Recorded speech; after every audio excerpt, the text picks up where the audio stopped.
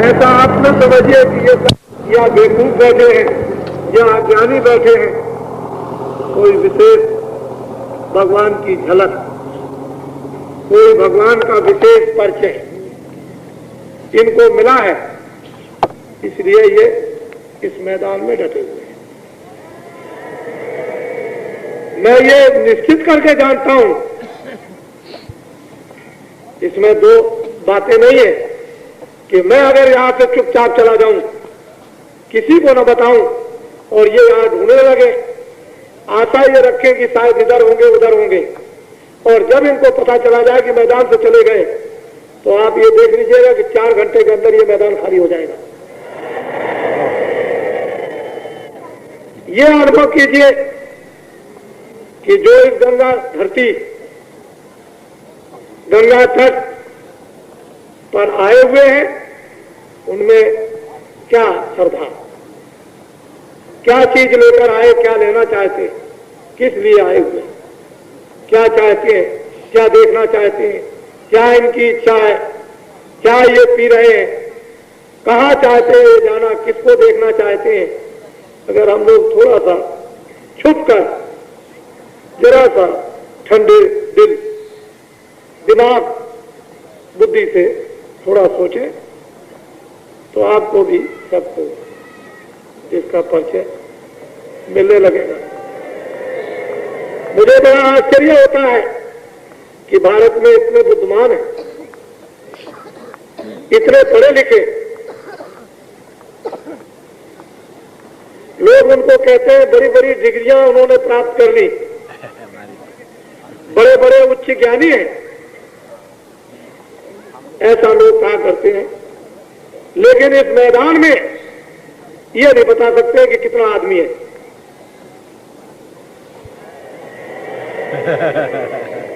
बड़े आश्चर्य की बात, इतना आदमी इस मैदान में,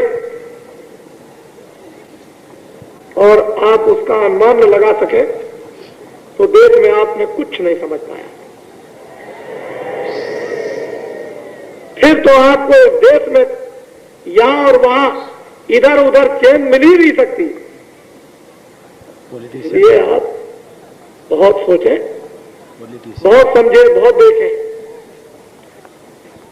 और अभी तो 2 करोड़ की बात थोड़े ही दिनों के बाद तारीख आपको बता दी है, सालों से बता रहा हूं।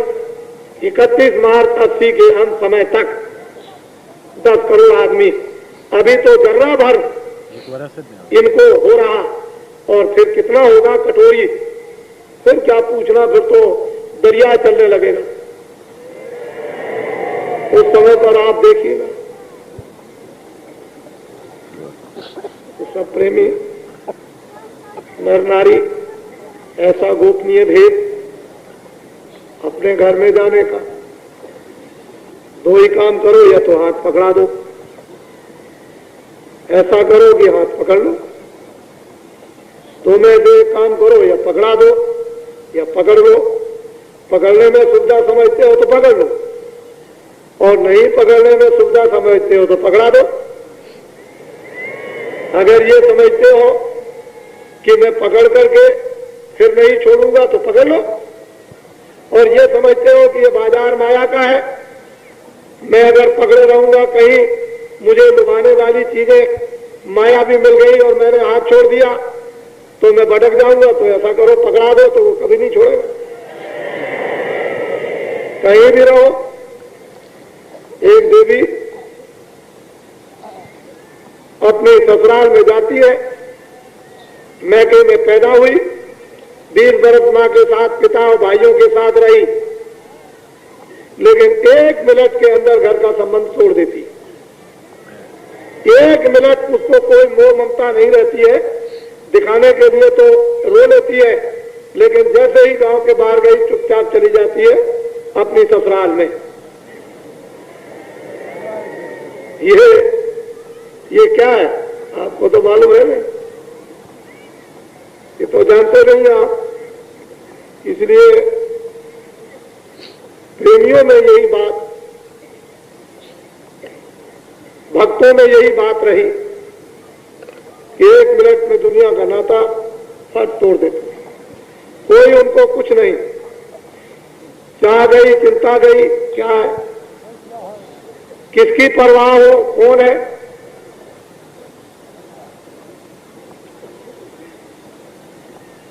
भक्तों का तो हृदय और दिल इस प्रकार का रहा और रहेगा। यहां पर सतयुग के आने की स्वागत तैयारियों में, स्वागत में 11 दिन तक काशी विश्वनाथ बम भोले भी यहां पर उपस्थित हैं और रहेंगे। और उन्होंने रात को एक स्वप्न तो जरूर दिया है, उस दिन भी दिया था, कल बतलाऊंगा आपको। कुछ रात को आज कुछ और होगा तो परसों बताऊंगा। कुछ स्वप्न है,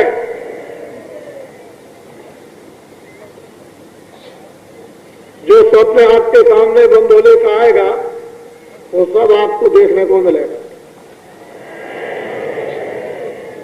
हमने तो आपको ये बताया कि बाबा जी तो अब बताने वाले हैं नहीं, क्योंकि जो बाबा जी को मुसीबत हुई, आपने पूछ पूछ करके आगे क्या होगा, आगे क्या होगा, आगे क्या होगा, आगे क्या होगा, बाबा जी से पूछ पूछ करके और चिल्लाने लगे कि अब ये होगा, अब ये होगा, अब ये होगा। उसमें तो ये मुसीबत दिलवाई आप, और अब आप पूछना चाहेंगे, अब नहीं बताएंगे। अब तो सब काम आपको आंखों से दिखाएंगे, क्योंकि शंकर जी बम भोले यहां पर 11 दिन तक रहेंगे। वो भी ऐसे सतयुग के आगमन स्वागत तैयारियों में सम्मिलित है, जहां पर शंकर जी सम्मिलित हो सतयुग की स्वागत तैयारियों में, और जल पृथ्वी अग्नि वायु आकाश इन 5 देवताओं के सामान एकत्रित कराने में, वहां इससे ज्यादा और फिर क्या करें। मुझे इस बात की कोई फिक्र नहीं, उसके लिए कोई बात नहीं। तो इतना बड़ा महान भारत में जो आपके सामने एक ढिंढोरा, एक संदेश हिंदू मुसलमान ईसाई मानव मात्र इंसानों के लिए आया कि सब लोग होशियार हो जाओ, सब लोग सचेत हो जाओ। जब आपने राम की बात को नहीं माना तो रावण की कितनी अछौनी सेना गई। जब कृष्ण का आपने कहना नहीं माना तो 56 करोड़ और कितना महाभारत में लोग सफाया हो गए। फिर और आपने नहीं माना तो क्या क्या लोगों को दुर्दशाएं भोगनी पड़ी, और जो जो लोग चले गए वो लौट करके फिर अभी मनुष्य शरीर में नहीं आए। 84 का चक्कर काट रहे हैं, नरकों की यातनाएं भोग रहे हैं। फिर ऐसा जीवन किस काम का कि जो लौट करके फिर मनुष्य शरीर में मिले। 84 और नरकों के चक्कर में न मालूम कितने करोड़ों वर्षों तक पड़े रहे। तो इसलिए कुछ थोड़ा बहुत समझकर कहना मानो, कुछ समझने की कोशिश करो।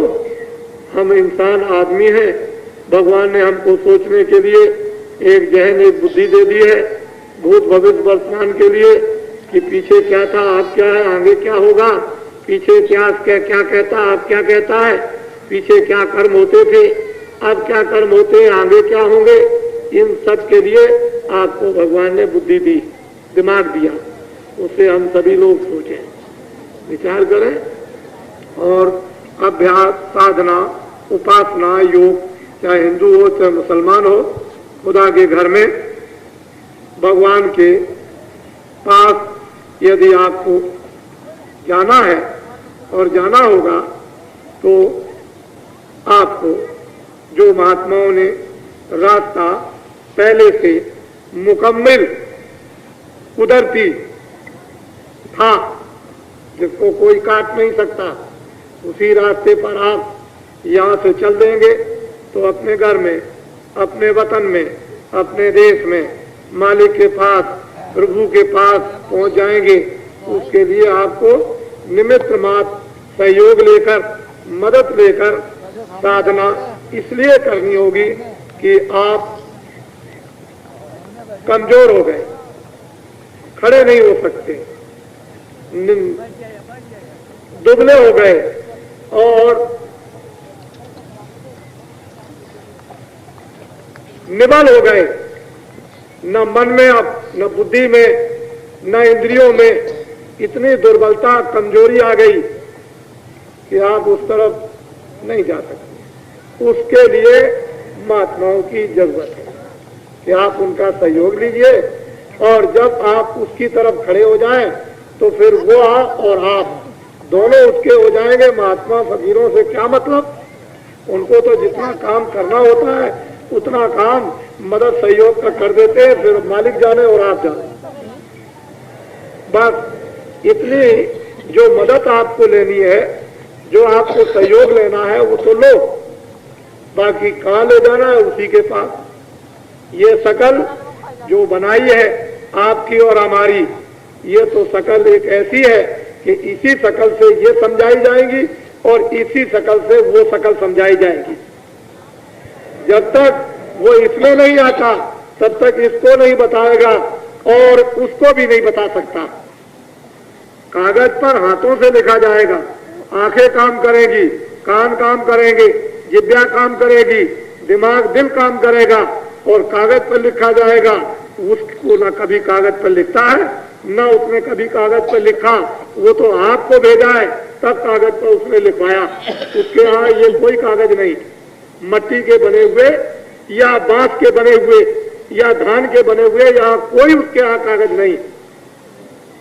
ये कागज उसके यहाँ काम नहीं करते हैं, वो तो कुछ उसके यहाँ तो कुछ और ही है, लेकिन आप इसको नहीं समझते हो तो कोई क्या करे। तो प्रेम के साथ, मोहब्बत के साथ और मिलजुल कर हम लोग ऊपर की तरफ चले। अभी तक फंसे रहे, ठीक है, हमको किसी ने नहीं बताया। हम सभी पुस्तकों का आदर करते हैं, मस्तक पर रखते हैं, और बहुत अच्छे फकीर थे। कुरान बहुत अच्छी थी, रामायण बहुत उत्तम है, गीता बहुत अच्छी है, वेदांत बहुत अच्छी है, लेकिन जो उन्होंने कमाई जंगलों में की थी, जो उन्होंने साधना की थी और जो उन्होंने सत्य जंगलों में एकांत में रह करके निकाला और फिर जो उन्होंने पाया था, वो तो इस समय पर आपको किताबों के पढ़ने से नहीं मिलेगा, करने से मिलेगा। उन्होंने भी किया, किताबें बाद में बनाई, पहले नहीं। पहले किया, मेहनत की, ज्ञान प्राप्त किया, आत्मा को जगाया, प्रभु का दर्शन, बाद में किताबें बनाई। हम लोग पहले किताबें पढ़ना चाहते हैं और उसकी बात करते हैं। पहले कमाई करो, मेहनत करो, उसके बाद किताबें आपके सामने ज्यों की त्यों आ जाएंगी और सब समझ में आ जाएगी। लेकिन तुम पहले ही से लगे रहोगे, ज्ञानियों के पास जाओगे नहीं, महात्माओं के पास, फकीरों के पास, तो किताबें आपको क्या, फिर इसी बुराई में जो आप जिसमें फंसे हुए हो उसी में लगे रहोगे, फंसे रहोगे।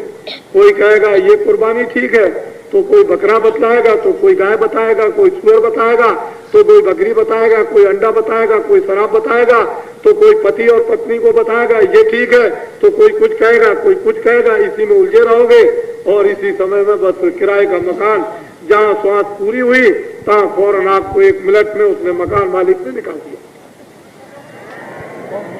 जल्दी आप, तो इन दिनों में आप यहाँ पर उपस्थित हुए हो, हम आपसे निवेदन करेंगे कि आप एक एक, दो दो आदमी तो अपने जहाँ पर बिस्तर आपका सामान है छोड़ दें, लेकिन ज्यादा तादाद में यहाँ चले आया करो, ताकि सामने बैठ करके आपको नहीं मालूम, आंखें देखती हैं तो उनसे क्या मिलता है, सामने नजर रहती है, सामने शब्द पढ़ते हैं, सामने सूरत मूरत एक दूसरे की दिखाई देती है, उससे क्या मिलता है वो आपको भी नहीं मालूम, लेकिन कुछ समय के बाद तो मालूम हो ही जाएगा।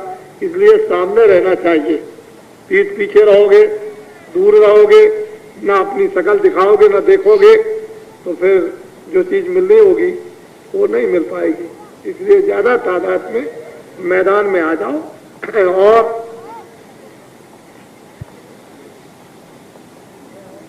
ये बहुत अच्छा तट है, सुहावना है, एकांत है। इतने सब लोग होते हुए भी ऐसा मालूम होता है कि जैसे कि कुछ है ही नहीं, क्योंकि प्रेम से मोहब्बत से रहते हैं, इसलिए पता नहीं चलता एक ही जगह पर। बिल्कुल जैसे कि पतंगे जब लाइट के ऊपर में वो अपने आप को दीवाना होते हैं, पागल होते हैं, तो एक दूसरे को कोई अपने का उसको ज्ञान नहीं रहता है। वो तो रोशनी देख करके बस उसमें भूल जाते हैं, अपने शरीर की सुध बुध भुला देते हैं। ठीक यही हाल इस मैदान में लोगों को देखने को मिल रहा। कोई किसी का सामान गिर रहा है, कोई बच्चे गिर रहे हैं। इधर अभी कई एक देवियां बैठी थी, हो गई। कोई देवियों को भूल रहा, कोई बच्चों को भूल रहा, कोई पति को भूल रहा, तो कोई कुछ भूल रहा, कोई इधर देखता है तो कोई मौका उठाता है, चलो ये भी काट ले, कोई कुछ ही ले जाए, कोई कुछ ले जाए। लेकिन ये है सब बदहोश, होश नहीं है। वो पतंगे अपने को बिल्कुल उस पर निछावर हो रहे,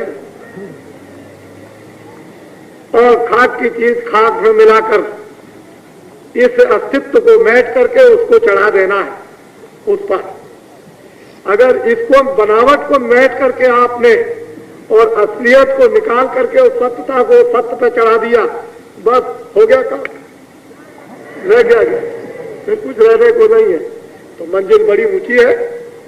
ये मृतलोक है जो दो आंखों से दिखाई देता है, इसकी हदबंदी है, इसकी सीमा है, और उस सीमा के बाद में फिर स्वर्गलोक, फिर उसके बाद सीमा के बाद वैकुंठ लोक, फिर उसके बाद में फिर शक्ति लोक, और फिर उसके बाद में भगवान का लोक जिसको खुदा का कहते हैं, ईश्वर का, और फिर उसके बाद में रब का लोक जिसको ब्रह्म लोक कहते हैं, फिर उसके बाद में बड़े बड़े ब्रह्मांड वो उस पार ब्रह्मांड में, और फिर कितनी त्रिलोकियां और कितने लोक और कितने मंडल बने हुए हैं, वो उस कारीगरी को कौन बताए। यहां से आपको चढ़ करके चलना पड़ेगा, उसके लिए बिल्कुल सीधी सड़क है, ना आपको इधर भटकना ना इधर भटकना, बस केवल इतना ही है कि उस पर खड़े हो जाओ और जो सड़क पर चीज उस पर सवार हो जाओ, वो मोटर है कि हवाई जहाज है कि क्या चीज है, उस पर सवार हो जाओ। और कहीं अगर आपका तार चल गया तो एक सेकंड भी उधर जाने आने में नहीं लगता। इस तरह की चाल, ये तार लगा हुआ है, बिजली बराबर आती जाती रहती है इस तरह से। इसी तरह से सूरत रूह बराबर चढ़ेगी उतरेगी, चढ़ेगी उतरेगी, चढ़ेगी उतरेगी, चढ़ेगी, कितने ब्रह्मांडों को यानी एक सेकंड के अंदर पार कर जाती है।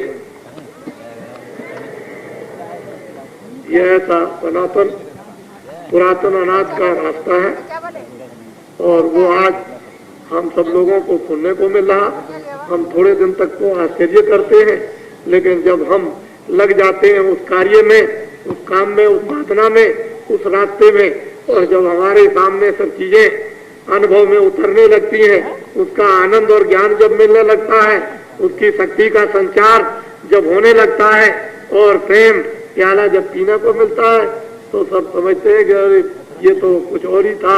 रामायण ठीक थी, गीता ठीक थी, भागवत ठीक थे, ऋषि मुनि ठीक थे, महात्मा ठीक थे, ये तमाम आए जितने भी लोग, ये सब हमारे नुमाइंदे थे, ये सब हमको राह दिखाने वाले हम भूलों को थे। इन्होंने बड़ी सेवा की, बड़ी मदद की, और इन्होंने क्या नहीं किया हमारे साथ में। तब हमने उनकी मस्जिद बनाई, उनके मंदिर बनाए, हमने उनकी आज किताबों पर अपने को चढ़ाते हैं, और फिर श्रद्धा गुणान बात उनका कीर्तन, आज उनका जैसे करते हैं। अगर हमारा उन्होंने लाभ और फायदा हमको न पहुंचाया होता तो हम आज उनको क्यों मानते, इसलिए मानते। बहुत अच्छा है, नारी आए हैं। लोग ऐसा विश्वास नहीं करते थे कि इतना बड़ा जनसमूह इस मैदान में आ जाएगा, लेकिन मैं तो यही कहता था कि आप देखिए, हमारे कहने की क्या बात, हम तो अब कह चुके, अब तो आप अपनी आंखों से देख लेंगे उसमें क्या बात है, उसमें कोई बात नहीं है। और गुरु महाराज ने, स्वामी जी ने, जो अपने गुरु थे जिन्होंने ये रास्ता बताया था, उन्होंने हर तरह से कूट कूट करके पढ़ा दिया। हम तो नर नारी बच्चे बच्चियों, उस जमाने के आदमी हमारे सामने 12 रुपए तोला सोना बिकता था। 12 रुपए तोला सोना था। घी की और अनाज और गेहूं की बात करें तो आप तो मानेंगे ही नहीं। 60 रुपए, 1 रुपए का 60 किलो चना। आपको कहे तो ये बातें आपको विश्वास में आएगी, तो हम तो उस जमाने के आदमी हैं, लेकिन आप देखते हो कि आपसे ज्यादा काम करते हैं। ये जितने आपको बांस और बल्ली दिखाई दे रहे हैं, ये बिना ऐसे देखे हुए कोई लगाया नहीं गया। आपको ये जानना चाहिए। और फिर कोई कागज पर कोई चीज नक्शा नहीं, ये सब बिना नक्शे के, लेकिन सब विधि विधान के साथ। जो भी कार्य हुआ वो एक एक कार्य आप विधि विधान के साथ देखें, पर कागज के ऊपर में इसका कोई नक्शा नहीं है। और बाबा जी को ये सब सिखाया गया, गुरु महाराज ने सिखाया। छोटी से छोटी मेहनत और बड़ी से बड़ी मेहनत क्षमा करना। बाबा जी ने कढ़ाइयां मली है साधु महात्माओं की, तो ये हाथ के निशान घिस गए, सब कुछ मिला है। लंगोटियां पीछी, खाना बनाया, झाड़ू लगाई, जमीनों को लीपा, उनके कड़ाहों को मला और उनके चिमटे सहे, चिमटे मारे गए, वो भी सहन किया। तब जाकर के कई बहुत दिनों के बाद कृपा दया हुई। ऐसे नहीं मिला करता, आपको तो मुफ्त में मिला, आपको मुफ्त में मिला, आपसे कोई परीक्षा नहीं ली गई। मैदान में आए फौरन, यानी फौरन दिया जाता है, उधर से आए हमको भी मिलना चाहिए, अच्छा भाई आ जाओ, तो आपको दिया जा रहा। लेकिन अगर आपको कहीं ये काम हो तो बहुत मुश्किल हो जाए, कोई परीक्षा नहीं। ये तो ऐसी खुशी से जहाँ हम करते हैं वहाँ आप भी करते हो, ये कोई बड़ी बात नहीं है। ये तो मतलब ये परीक्षा का काम नहीं है, तो आप घर में रोज ही ये काम करते हो। लेकिन ये कि परीक्षा पहले महात्माओं ने दी थी, अब कलयुग में लोग परीक्षा नहीं दे सकते। कलयुग में तो भगवान की कृपा की बख्शीश होनी चाहिए। जीवित योग नहीं है कि वो परीक्षा देंगे, वो तो कलयुग में यानी ये विधान पास करा लिया गया है कि आप कोई परीक्षा नहीं। क्यों? उसका मतलब कुछ था। उस परीक्षा के संबंध में महात्माओं ने ये बताया। पंजाब में एक महात्मा रहते थे, उनके यहाँ वो सेवा किया करते थे। उनके शिष्य वो गृहस्थ आश्रम में रहते थे, 12 बरस तक सेवा करते रहे। उनके लड़के भी बड़े हो गए और उनके सेवक भी आश्रम में खूब सेवा करते थे। एक दिन बारिश हो रही थी, अपने बच्चों के साथ महात्मा जी घूमने गए। एक बोझा लाद करके उधर से आ रहा था सिर पर किसान, तो पानी बरस रहा था। महात्मा जी ने कहा अपने बच्चों से कि देखो बेटा, ये बहुत बोझे थे, बहुत ज्यादा बोझा है और पानी बरस रहा है, ये थक गया। ऐसा करो कि तुम इस बोझे को ले लो और वहां तक इसको मेरे कहने से डाल आओ। तो लड़के बोले, कहने लगे, अरे पिताजी, आपके आश्रम में तो बहुत से शिष्य हैं, हमारे तो कपड़े खराब हो जाएंगे और हमको लोग क्या कहेंगे कि ये बोझा लाद के जा रहे। तो पिताजी, ये बोझा किसी और को जो आपके आश्रम में शिष्य है उनको दे दीजिए। उन्होंने बुलाया कि चलो चलो बच्चे इधर आओ। वो दौड़ करके आए कि सरकार हुक्म। कहने लगे, देखो बेटा, ये किसान थक गया है, इस बोझे को उठाओ। कहने लगे, हुक्म। बस फौरन बोझा लिया और उस किसान के घर पर पहुंचाया।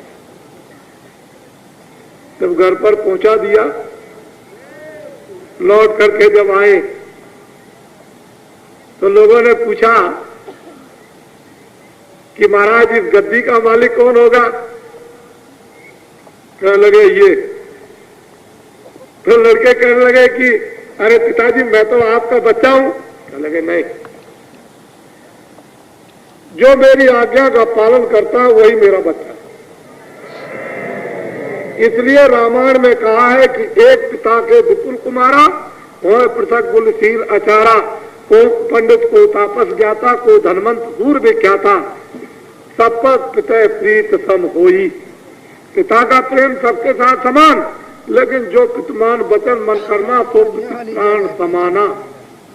जो मनता वाचा कर्मणा से पिता की आज्ञा का पालन करता है वही उनका बच्चा होता है। तो परमार्थ की दौलत ये, और ये जो मकान वगैरह मेरे नाम से वो तुम ले लो, वो तुम्हारा है, लेकिन परमार्थ की दौलत ये, परमार्थ की दौलत संपत्ति ये, और ये मकान ईंट मिट्टी के बने हुए उसको तुम ले लो, वो तुम्हारा है। तो बच्चे, महात्मा पहले परीक्षा लेते थे, आप कोई परीक्षा नहीं लेते किसी तरह की। देख लिया कलयुग में परीक्षा में कोई टिकेंगे नहीं, तो ऐसे ही बांटते रहते हैं। चलो ठीक है, अच्छा, इतने में ही आपका किनारा है, इतने में ही आपका बेड़ा पार है। जय गुरुदेव।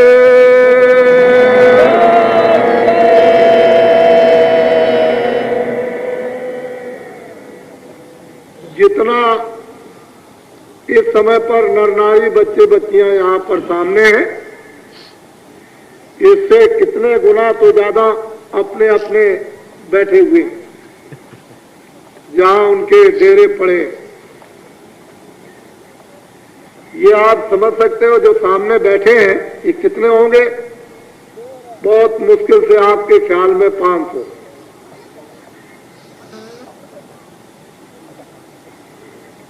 आपका ख्याल होगा 500, हम तो कहते हैं शायद कोई होगा ही नहीं, कुछ नहीं, मैदान खाली पड़ा। जरा आवाज जोर से लगाना, जय।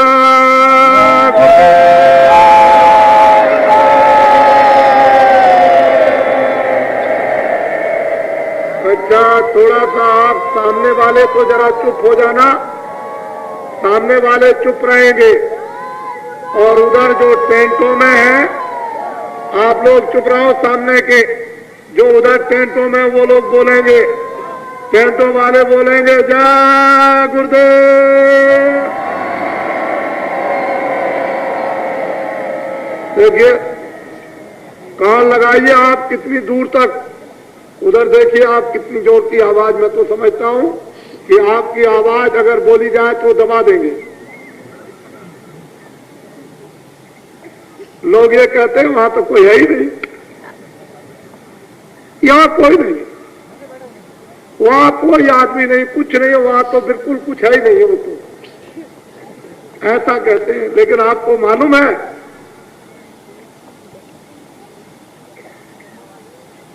जय गुरुदेव।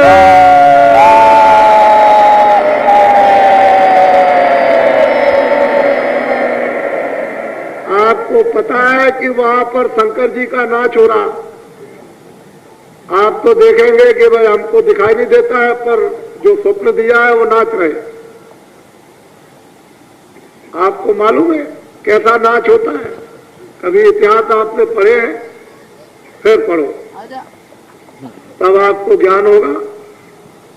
और ये जो यहाँ पर कार्यक्रम हो रहा है उसको सब लोग लिखें, प्रेमी जन सब चीज लिखें, क्या क्या हो रहा है यहाँ पर, कैसे कैसे आए, कहाँ कहाँ से आए, किस किस भाव में आए, क्या बना हुआ, कैसे बैठे हुए हैं, क्या खाते हैं, क्या ले आते हैं, मुठरी गठरी जमीन पर पड़े हैं, कहाँ पर पड़े हैं, क्या इंतजाम है, ये सब की एक पुस्तक बना डालो।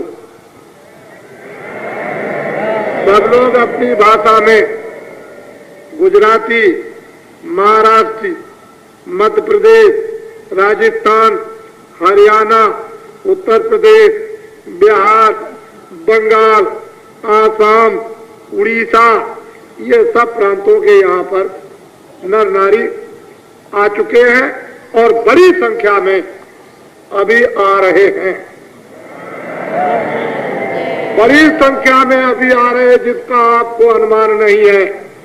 ये तो अनुमान हमको है, आपको अनुमान ये नहीं है।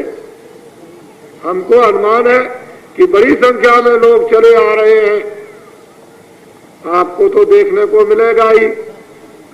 इसलिए इधर भी दर्शन करो, उधर भी दर्शन करो, बीच में भी दर्शन करो, हमको भी अपना दर्शन दो और हमको भी देखो और हम आपको भी देखें और हम और आप उसको देखो। उसको देखिए, ये काशी, अयोध्या, कलकत्ते की तरफ, राजस्थान और जगहों के हमारे विद्वान यहाँ पर इसमें इस सज्जुग आगमन स्वागत तैयारियों में, जिसमें कि भिन्न भिन्न अलग अलग लिखा हुआ है कि कौन सा यज्ञ हो रहा, किसका, किस तरफ हो रहा, ये सब वहाँ वेदियों पर दूर से पढ़कर आप देख लें। हम ऐसा प्रबंध करेंगे कि आपको अंदर भी घंटे 2 घंटे देखने का अवसर आपको मिल जाए। तो मैं कोशिश करूंगा कि सभी रास्ते घंटे 2 घंटे के लिए खुल जाएं, जिससे आप इधर से उधर सीधे और उधर से इधर और अंदर भी आप उसको देख सकें और ठीक से और उसका अनुभव आप कर सकें, क्योंकि इस समय पर सब कार्य पूरा हो गया। अब विद्वानों का यज्ञ का कार्य, अब पूजा इत्यादि का प्रारंभ हो गया है और कल उन्होंने बताया दोपहर बाद अग्नि पैदा की जाएगी। उसमें हम आपसे अनुरोध करेंगे कि सभी लोग अग्नि जब उत्पन्न की जाए, प्रकट की जाए, देवताओं को प्रसन्न करने के लिए, क्योंकि देवता कोई रोटी तो खाएंगे नहीं, वो तो कोई दूध पिएंगे नहीं, उनको तो सुगंधी चाहिए, क्योंकि वो तो स्वर्गलोक में, देवलोक में रहते हैं, तो उनका भोजन कोई चावल और सब्जी और मसाले का नहीं है, उनका भोजन तो सुगंधी का। और इत्र से भी इत्र, और इत्र का भी इत्र, और इत्रों का भी इत्र, और करोड़ों इत्रों का भी इत्र बनाकर उस खुशबू को देवता लेते। तो आप ये समझ लीजिए, आप तो विद्वानों का विद्वत आपके काशी, ये विद्वान भी है, बाहर के आए हुए हैं, और आप उनके उच्चारण को सुने, उच्चारण सुने।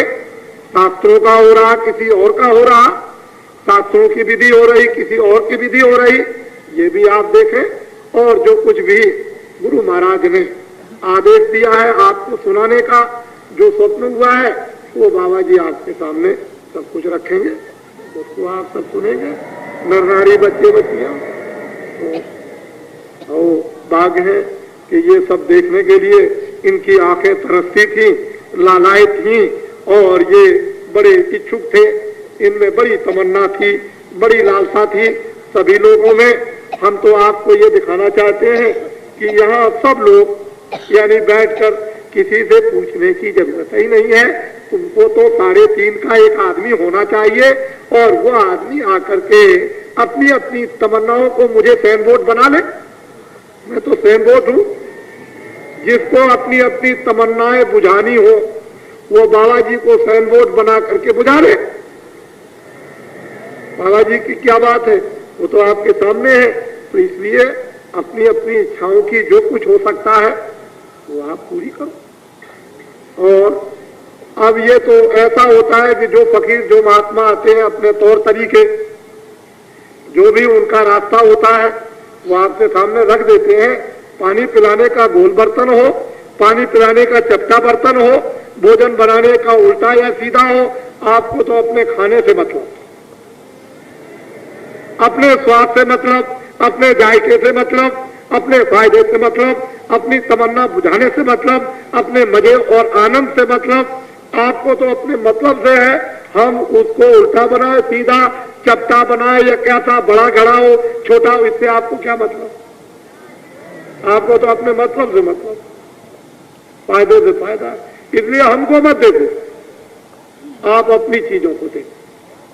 बस मैं इतना ही आपसे मिन्नत, प्रार्थना, निवेदन करूंगा।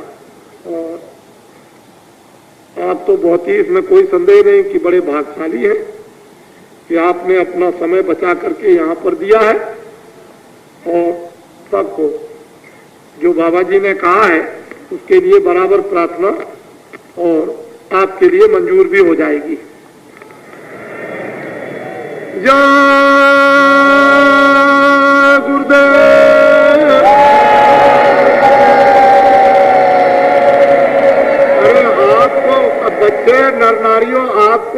तभी ज्ञान नहीं कि जब उज्जैन में गए थे और जब गुरु का अपमान किया तो इन्होंने क्या कहा था बम भोले ने? जो नहीं दंड दूं खल, मेरा मार्ग भ्रष्ट हो जाएगा। ये किसने कहा था उज्जैन में? जो रामायण में आपको बताया गया, लेकिन आपको कुछ नहीं कोई क्या। तो इसलिए मार्ग पर आओ, रास्ते पर आओ, सम्मान पर आओ, सद्भाव पर आओ। जय गुरुदेव।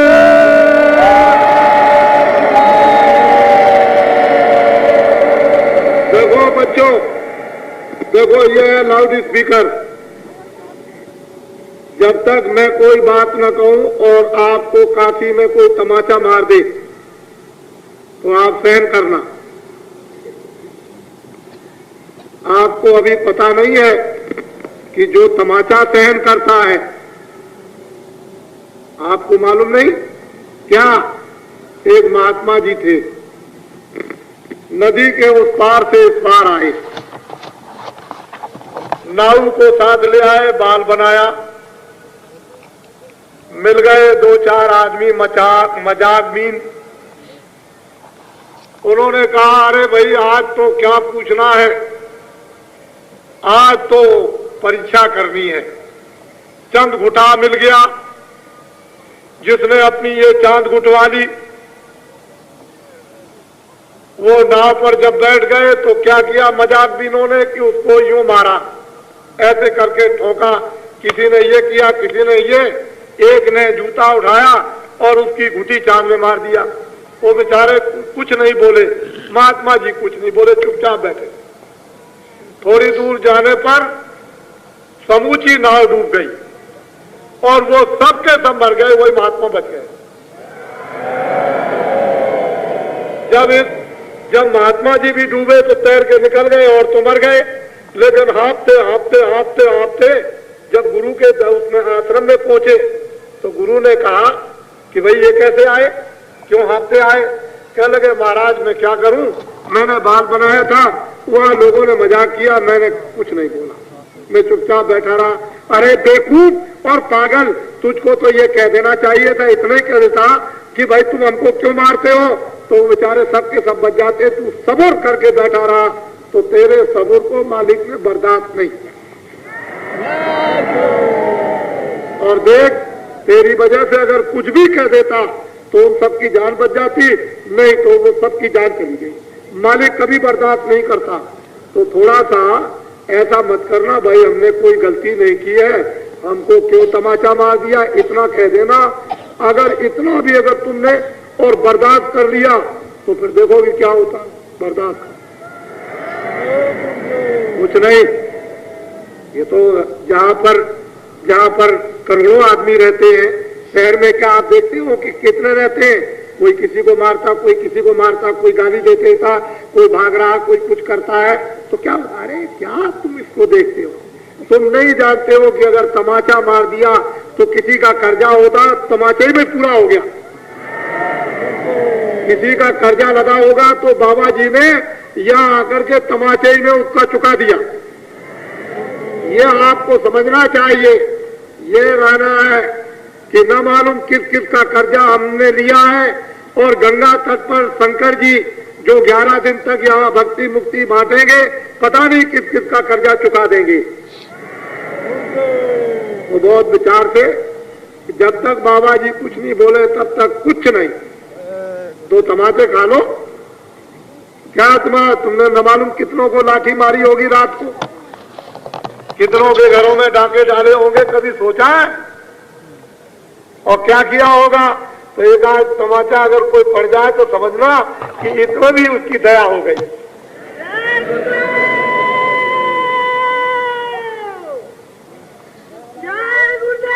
बच्चे चुप रहो, इनको पकड़ ले जाओ। तुम कैसे आए, कल से आए, इनको पता नहीं देना। इनको ले जाओ पकड़ के।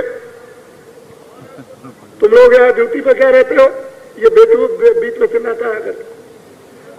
अच्छा बस ठीक है, चुपचाप बोलना नहीं।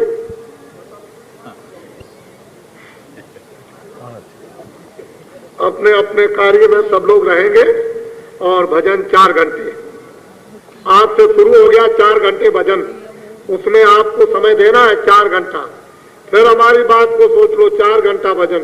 जिनको नामदान नहीं मिला है उनको कल मिल जाएगा, कल फिर परसों मिल जाएगा, परसों नहीं तो नरसों जो नए लोग आएंगे उनको मिल जाएगा 4 घंटे भजन।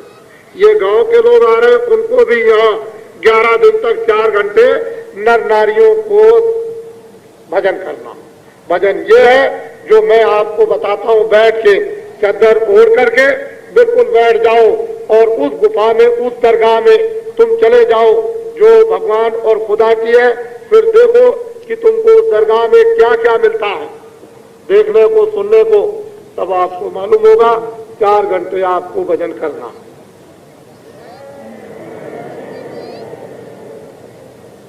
और गांव वासियों ने, मालूम है आपको, परसों के दिन कहा था कि बर्तन नहीं है हमारे पास। गांव वालों ने गांज दिया, गांज दिया, बर्तनों को गांज दिया। कहिए और हमने कहा भाई ट्रक क्यों लाते हो, गांज दिया बर्तन। यानी देखिए जब दिल बादशाह बनता है तो क्या होता है। गांव वासियों में कितना उनका मालूम तो होता है। अरे दिल तो दिल ही है। दिल क्या है, जब वो 1 पैसा चढ़ाया था उस बुढ़िया ने ईसा मसीह के उस चर्च बनने पर, तो टॉप पर लिखा गया था बुढ़िया का नाम। बड़े बड़े पूंजीपतियों ने कहा कि हमने लाख दिया, 50,000 दिया। अरे भाई तुमने जो दिया उसमें से बचा के दिया। लाख होगा तो तुमने 10,000 दे दिया, 10 लाख होगा तो तुमने 50,000 दे दिया। अरे बुढ़िया ने तो जो उसके पास था उसने कहा बेटा मेरे पास तो यही 1 पैसा है, इसको ले लो। तो उसके पास जो कुछ था उसने सब दे दिया, तुमने तो सब नहीं दिया। तो जिनके पास में ये होता है वो सब दे देते हैं, वही काम कर जाते हैं। जय गुरुदेव।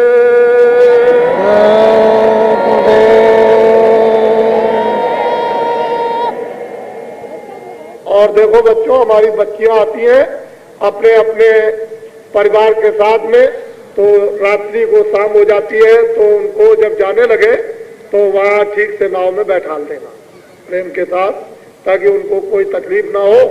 अपने जो शहर से आ रहे हैं उनको, बच्चियों को, बच्चों को वहां जो रहते हैं और ज्यादा ड्यूटी लगा लो और बड़े प्यार से उनको बैठा देना, देखते रहना पार उतर जाए।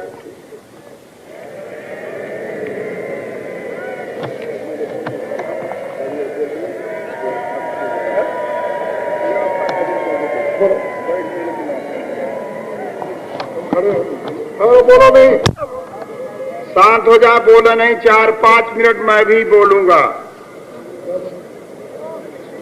आप सब लोग पहले एक बार बोले जय गुरुदेव।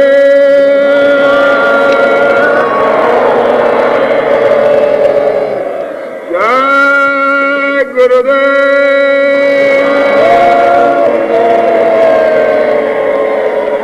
जय गुरुदेव।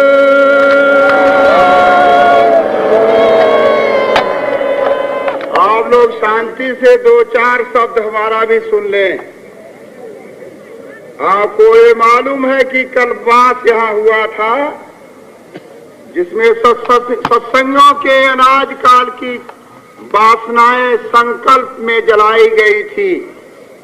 उस जलाने में हम लोगों ने महीनों से भारी यातनाएं बर्दाश्त की हैं।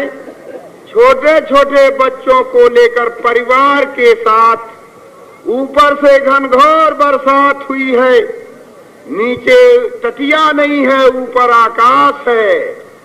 फिर भी हम लोगों ने कल्पवास में जो अनाज काल के संकल्प किए थे वासनाओं को भस्म करने के लिए, वो 15 तारीख को हमारे पिछले साथी भस्म कर चुके हैं।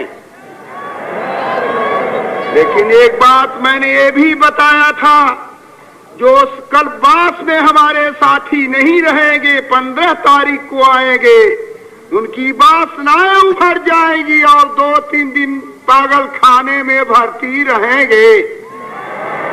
मैंने आज देखा है कोई माँ को बोल रहा, बाप को हमारा खो गया, बीवी खो गई, बच्चा खो गया, कहाँ जाऊं कहाँ रहूं। यहाँ तक कि हमारे टेंट लगाने के पहले लोग गठरी लेकर के यहीं पर बैठे हुए हैं, स्थान छोड़ के बैठे हुए। पागलों की निशानी है।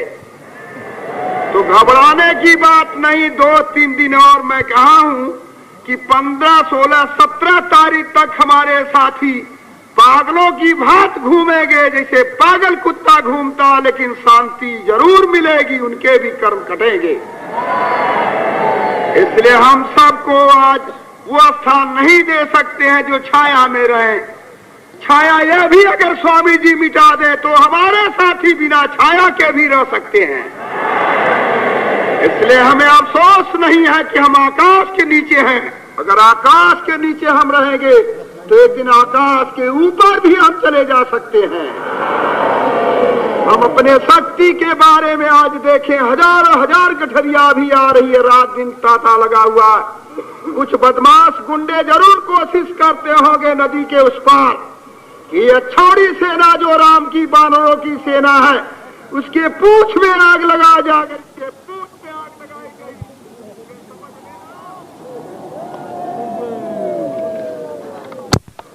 तो बंदरों के पोंछ में अगर आग लगाई गई तो हमारा रामेश्वरम बन चुका है, उसकी मूर्ति स्थापना हो गई है। जो शंकर आज तक रावण के थे अब राजा राम के हो जाएंगे, राजा राम के हो जाएंगे, उनकी सेनाओं की हो जाएंगे। तो मैंने आज सुना कुछ लोग रास्ते में छीना झपटी कर रहे थे दशाश्वमेध घाट के उस पार। आप माफ करें उन्हें अब खुदा माफ नहीं करेगा। मालूम होता है बदमाशी की अंतिम सांस वो ले रहे हैं, उन डुबकी ले रहे हैं। गंगा मेरी होगी और भागीरथी भी मेरे होंगे। अब गंगा उन लोगों की नहीं होगी जो गंगा में पेशाब करते हैं, गंगा को बदनाम